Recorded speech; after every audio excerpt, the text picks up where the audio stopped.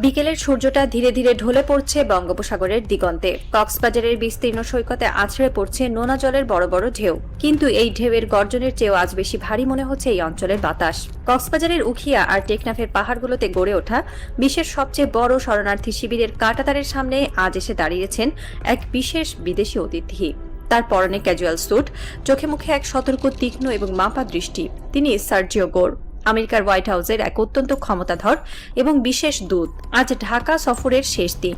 তিনি এসেছেন রোহিঙ্গা পরিস্থিতি পরিদর্শন করতে। চারপাশের দেশি বিদেশি সাংবাদিক আর এনজিও কর্মীরা ভাবছেন আমেরিকার বিশেষ দূত হয়তো এই লাখ লাখ বাস্তুচ্যুত মানুষের মানবিক কষ্ট দেখে সহানুভূতি প্রকাশ করতে এসেছেন। হয়তো তিনি কিছু ত্রাণ সহায়তার ঘোষণা দেবেন। কিন্তু আন্তর্জাতিক ভূ রাজনীতির যারা আসল খেলোয়াড় তারা জানেন, কূটনীতিতে যা চোখে দেখা যায় তা কখনোই আসল সত্য নয়।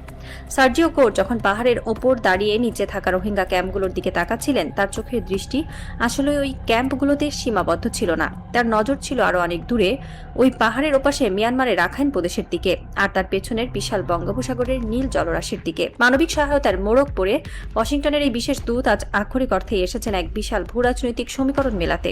কারণ পেন্টাগন এবং হোয়াইট হাউস খুব ভালো করেই জানে এই বঙ্গোপসাগর আর মিয়ানমার সীমান্ত ঘিরে এখন এমন এক নীরব স্নায়ুযুদ্ধ শুরু হয়েছে যা আগামী দিনের পুরো বিশ্বের বাণিজ্যের ভাগ্য নির্ধারণ করে দেবে।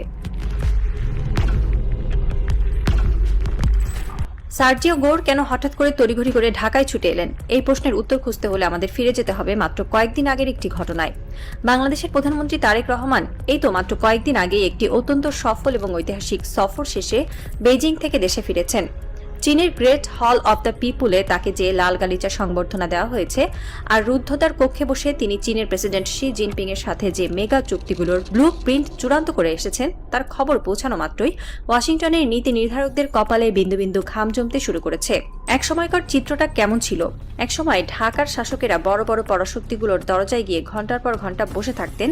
তারা প্রকল্প, ঋণ ও রাজনৈতিক সমর্থন ভিক্ষা করতেন। তারা চাইতেন আমেরিকা বা ভারত তাদের ক্ষমতায় টিকিয়ে রাখুক। কিন্তু আজ 5 আগস্টের পর বাংলাদেশের রাজনৈতিক মানচিত্রে যে গগনবিদারী ভূমিকম্প হয়ে গেছে, তার ফলে দৃশ্যপট সম্পূর্ণ উল্টে গেছে। আজ বাংলাদেশের প্রধানমন্ত্রীকে আর কারো দরজায় ধর্ণা দিতে হয় না, বরং বাংলাদেশ কি সিদ্ধান্ত নিচ্ছে, বাংলাদেশ কার দিকে ঝুঁকছে তা বোঝার জন্য আজ পরাশক্তিগুলোর বিশেষ দূতেরা তল্পিতল্পা গুটিয়ে ছুটে আসছেন ঢাকার দরবারে।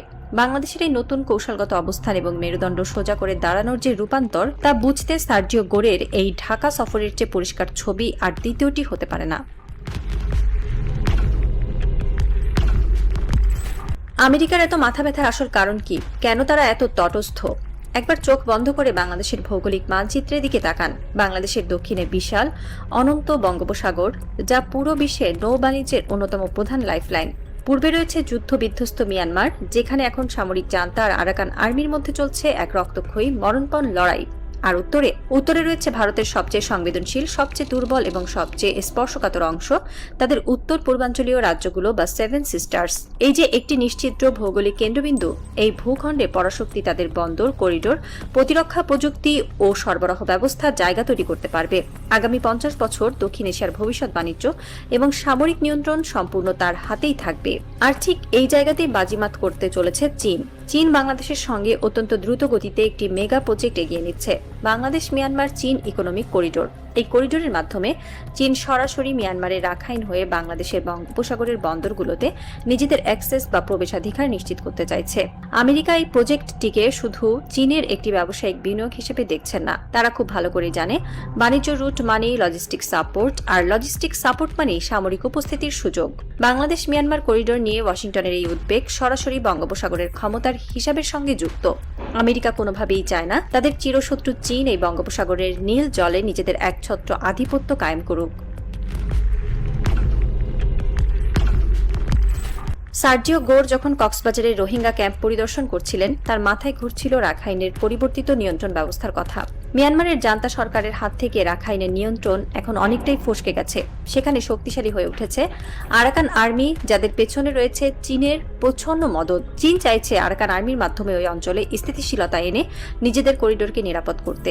আর ওয়াশিংটন চাইছে এই রোহিঙ্গা সংকটকে ব্যবহার করে মিয়ানমার সীমান্ত ও বঙ্গোপসাগরীয় নিরাপত্তায় নিজেদের একটি অদৃশ্য নজরদারির জাল বিছাতে। তারা হয়তো চাইবে মানবিক সহায়তার নামে এই অঞ্চলে তাদের কোনো লজিস্টিক বা কৌশলগত উপস্থিতি নিশ্চিত করতে, যাতে যাতে তারা চীনের প্রতিটি মুভমেন্ট বা গতিবিধি স্ক্যান করতে পারে। তাই সার্জিও গোরের এই ঢাকা সফর কোনোভাবেই নিছক কোনো সৌজন্য সাক্ষাৎ নয়, এটি হলো একটি পরাশক্তির অত্যন্ত সুপরিকল্পিত এবং মরিয়া ফ্যাক্ট ফাইন্ডিং মিশন।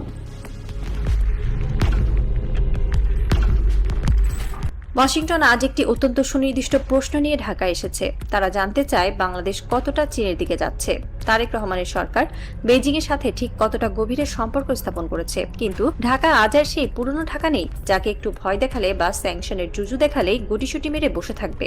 ঢাকা আজ ওয়াশিংটনের চোখে চোখ রেখে পাল্টা প্রশ্ন করতে প্রস্তুত। ঢাকা জানতে চাইবে, আপনারা তো চীনের বিনিয়োগ নিয়ে শুধু উদ্বেগ প্রকাশ করছেন, কিন্তু উদ্বেগ প্রকাশের বাইরে বাস্তবে আপনারা আমাদের কি দিতে প্রস্তুত? আন্তর্জাতিক কূটনীতিতে কোনো ফাঁকা বলির দাম নেই। বাংলাদেশের জবাব হওয়া প্রয়োজন অত্যন্ত রূঢ়, স্পষ্ট এবং বিজনেস লাইক। চীন যদি আমাদের বিলিয়ন ডলারের মেগা অবকাঠামো দেয়, তবে আমেরিকাকে এর চেয়েও আরো ভালো প্রস্তাব দিতে হবে। আমেরিকা যদি আমাদের অত্যাধুনিক প্রযুক্তি দেয়, তবে চীনকে আরো ভালো অর্থায়ন বা ফান্ডের ব্যবস্থা করতে হবে। এটি হলো রিয়েল পলিটিক বা বাস্তব রাজনীতির এক নিখুঁত দাবার চাল। বাংলাদেশ আজ বিশ্ব মঞ্চে দাঁড়িয়ে পরিষ্কার করে জানিয়ে দিচ্ছে, বাংলাদেশ কারো প্রভাব বলয়ের পুরস্কার বা ট্রফি নয়। আমরা কোনো পরাশক্তির পকেটে থাকা দেশ নই। বাংলাদেশের বিশাল বাজার, আমাদের গভীর সমুদ্র বন্দর, আমাদের এই কৌশলগত ভূখণ্ড যদি কোনো পরাশক্তি ব্যবহার করতে চায়, তবে তাদের প্রত্যেককে বাংলাদেশের জাতীয় স্বার্থের মূল্য দিতে হবে। আমাদের অর্থনীতিকে সমৃদ্ধ করতে হবে, আমাদের প্রতিরক্ষাকে আধুনিক করতে হবে। যে আমাদের সবচেয়ে বেশি মূল্যায়ন করবে, আমরা তার সাথেই ব্যবসা করব। রাত নামছে কক্সবাজারের মেরিন ড্রাইভের ওপর দিয়ে।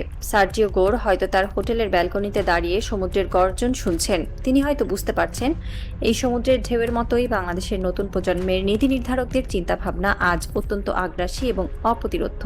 আগামীকাল সকালে তিনি যখন ওয়াশিংটনের ফ্লাইটে উঠবেন, তার ব্রিফকেসে হয়তো থাকবে বাংলাদেশের এক নতুন লৌহ কঠিন বার্তা। একটি রাজনৈতিক এবং ভূ কৌশলগত থ্রিলার আজ তার সবচেয়ে চরম এবং শ্বাসরুদ্ধকর ক্লাইম্যাক্সে এসে দাঁড়িয়েছে। দাবার বোর্ডে চীন তাদের মেগা করিডোরের চাল ছেড়ে দিয়েছে। আমেরিকা তাদের বিশেষ দূত পাঠিয়ে পাল্টা চালের চেষ্টা করছে। আর এই দুই পরাশক্তির মাঝখানে বসে বাংলাদেশ অত্যন্ত ঠান্ডা মাথায় হাসছে এবং নিজেদের কার্ডগুলো বুকের কাছে লুকিয়ে রেখেছে। ঘড়ির কাঁটা এগোচ্ছে, সাসপেন্স এখন তুঙ্গে। আমেরিকা কি সত্যি চীনের চেয়েও বড় কোনো মেগা প্রজেক্ট নিয়ে বাংলাদেশের সামনে হাজির হবে, নাকি তারা তাদের পুরনো স্টাইলে চাপ প্রয়োগের চেষ্টা করবে?